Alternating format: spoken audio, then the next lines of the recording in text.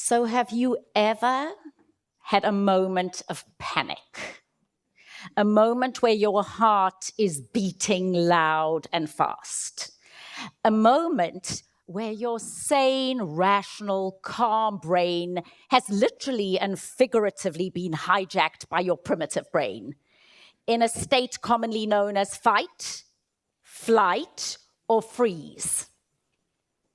Well, that happened to me. It was 1995, and at the time, I was a primetime television anchor for a South African station, and we were broadcasting the Miss World pageant live, and my job was to introduce it and provide commentary. So there I am, very relaxed, 30 seconds to air, and all of a sudden, my teleprompter goes black. 30 seconds to air. My heart is pounding. I start to panic. You know, somebody recently described that feeling to me like being in a dark tunnel that you can't get out of. It was the most panic-struck feeling. I was frozen. And it's now 20 seconds to air. And it's now 19 seconds to air, and 18, 17, 16, 15. I am about to go live on national television, hundreds of thousands of people, and make a complete fool of myself. And I don't know why or how, but in that moment, I started to think about my little girls. They were having a joint birthday party. They were turning 2 and 5, and I started thinking about the celebration the next day and how adorable they were that morning. And all of a sudden, I felt this calm come over me. 10, 9, 8, 7, 6, 5, 4, 3, 2, 1, and I'm live on air, and I'm talking about the Miss World pageant, and I'm talking about the fact that for the 4th year in a row, it was held at Sun City, which is an entertainment center in South Africa. I talk about the fact that this year it's less about bathing suits and ball gowns, and more about accomplishments and personality, and how Aishwarya Rai, the former Miss World from India, is going to be crowning the winner. And there's this round of applause from the control room, and I sit there stunned. What had happened? How had I got over that moment? And more importantly, how could I prevent never having that sense of panic again? It was a defining moment. Through many years, I've done lots of research, and I found that while neuroscience backs up what had happened, there was very little to practically help. So what I bring to you today are 4 practices, and I call these practices owning your confidence, because it stops anyone and anything ever taking your confidence away. Now, the first practice that I share with you is to feel good about yourself. You see, what I'd inadvertently done in that moment was, by thinking about my daughters and thinking about something that brought me joy, I had lit up that neural pathway.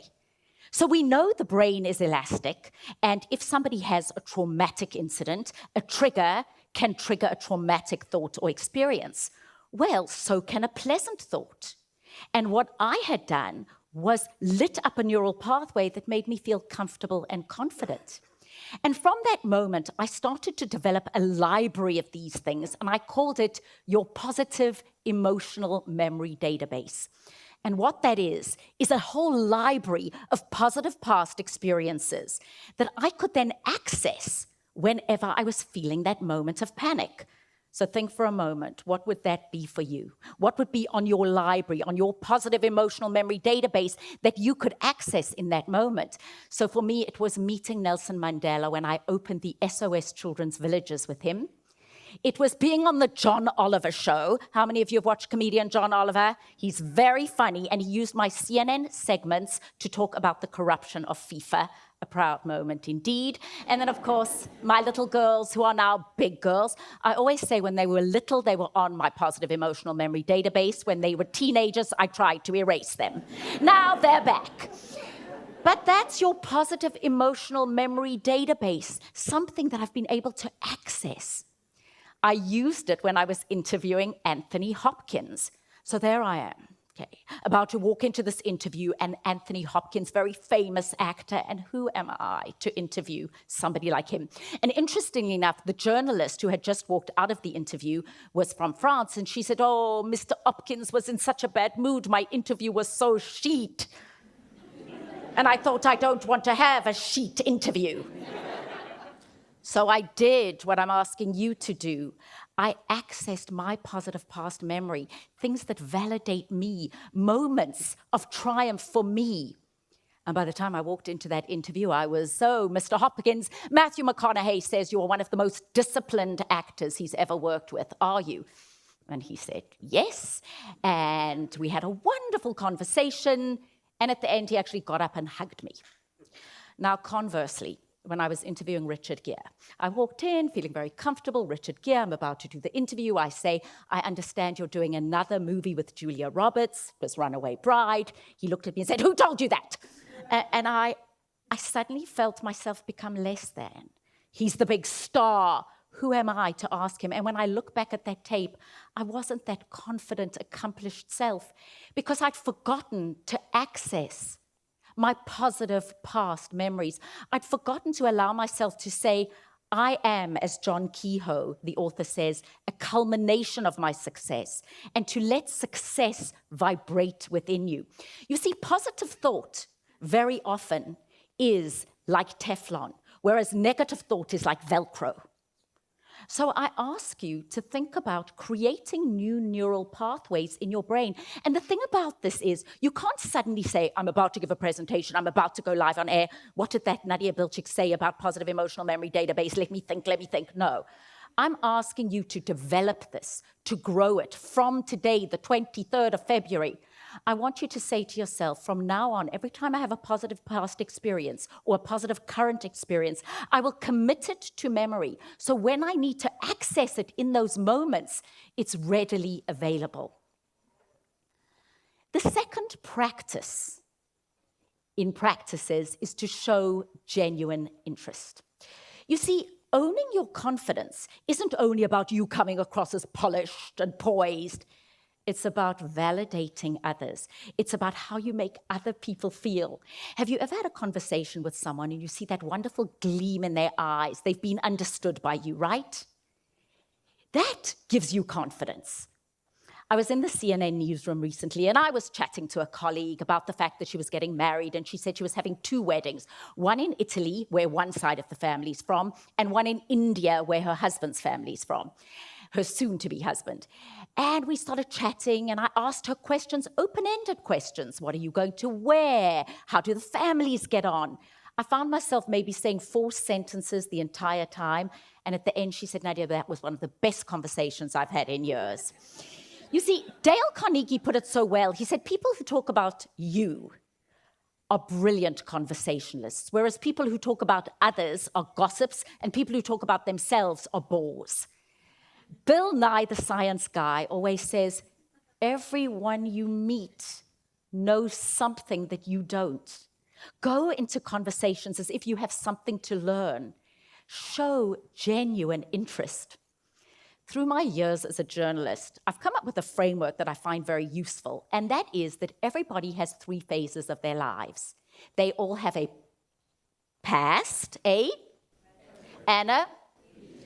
There are many questions you can ask people about their past, generic ones like where did you grow up, where did you go to school, but more specific ones you can ask questions like, is there anything memorable that a parent or a grandparent taught you that stays with you today?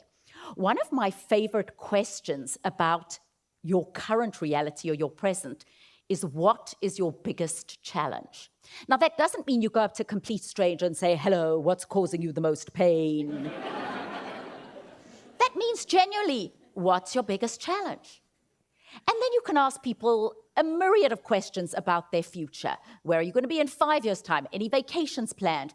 But if you always have that framework of past, present, and future, and you show genuine, concerned interest, it induces such confidence in you, and it gives such pleasure to the other. I love what Honoré Balzac said. He is a French playwright. He says, there is no greater impediment to getting on well with other people than being ill at ease with yourself. And that wonderful ability to just listen while you are comfortable and put yourself aside while you just listen and show genuine interest is probably one of the most overlooked competencies of really owning your confidence.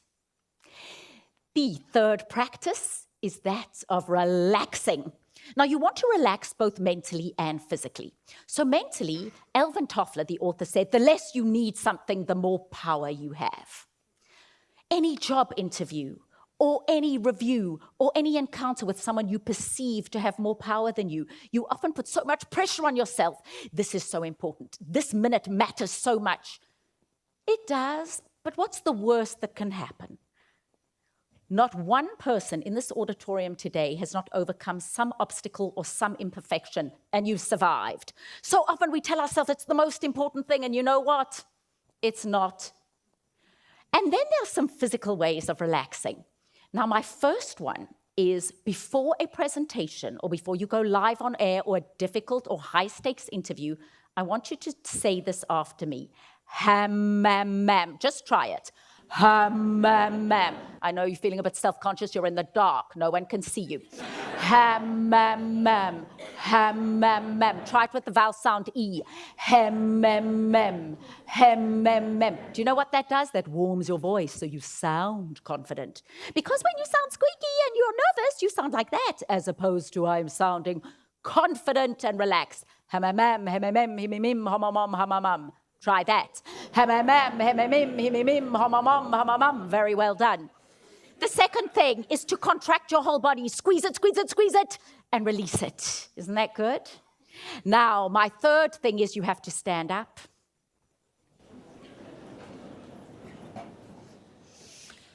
So for this one, before I'm giving a big presentation or going live on air, I do this preferably when no one can see me. I am making an exception today. So what I do is I first remember, focus on that positive past memory, and then don't get a fright and don't do anything yet. I take a deep breath in, and then I go 1, 2, 3, and it really works. Now you're going to do it on the count of 3. 1, 2, 3, 1, 2, 3, and 1, 2, 3, Don't you feel better already? Take a seat. My fourth practice is to engage with energy, excitement, and enthusiasm. And that is the difference between, hello, I'm so delighted to be here today, and hello, I'm so delighted to be here today. It's the difference between, thank you so much for your time, and thank you so much for your time. It's what I'm saying, but also how I'm saying it. It's the verbal, the words you use, and the nonverbal, energy, eye contact. You know, when you give a presentation and you show an audience your palms, what you're really saying is, look, I come in peace because I can't possibly be holding a... Correct, no weapons, I come in peace. The other thing we say, which is glorious, air your armpits. Did you know that the more space you take up, the more comfortable you look?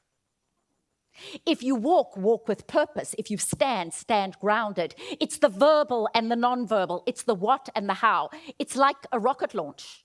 Because in a rocket launch, we have the payload and we have the propulsion.